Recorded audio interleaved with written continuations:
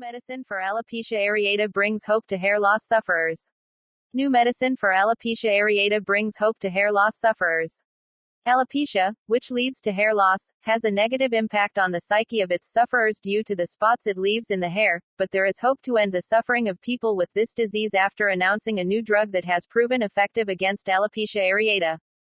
In the United States of America, 300,000 people suffer annually from alopecia areata, and in Germany 1.5 million people suffer from various forms of alopecia areata, and even celebrities such as the wife of American actor Will Smith were not spared from this disease, according to a report in Deutsche Welle. For all these people, there is good news, which is the approval by the U.S. Food and Drug Administration of a new and effective drug against alopecia called Olumiant, from the American drug company, Eli Lilly.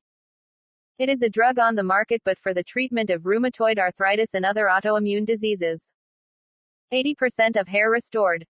The new drug underwent a 6-month study that included people who lost at least 50% of their hair due to alopecia areata.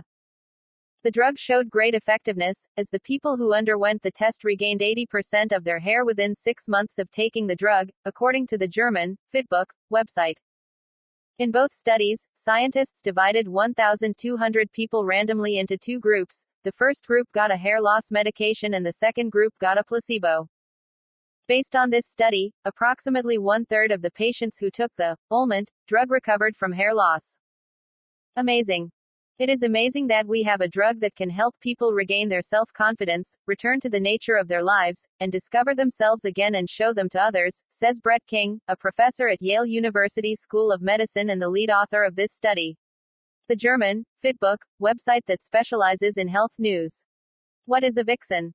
According to previous statements by German dermatologist Christoph Liebeich, to the German news agency, alopecia is an autoimmune disease, where the immune system attacks the body, causing hair loss.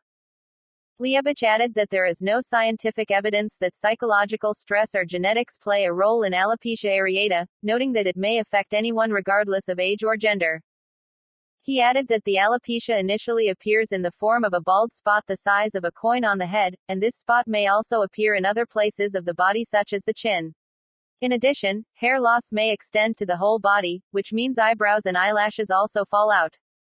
Dermatologist Professor Hans Wolf said that zinc tablets are one of the treatments for alopecia, and they are given to the patient for a period of 3 to 6 months, but there is no scientific evidence of the effectiveness of this treatment.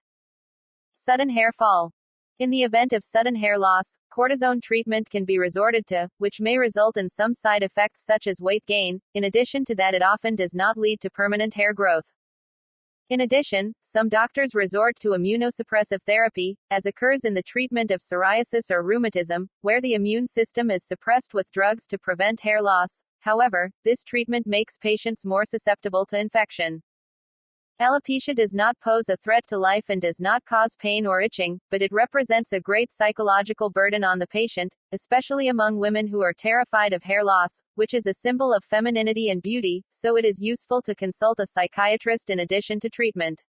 Pharmacological. New medicine for alopecia areata brings hope to hair loss sufferers. New medicine for alopecia areata brings hope to hair loss sufferers. Alopecia, which leads to hair loss, has a negative impact on the psyche of its sufferers due to the spots it leaves in the hair, but there is hope to end the suffering of people with this disease after announcing a new drug that has proven effective against alopecia areata. In the United States of America, 300,000 people suffer annually.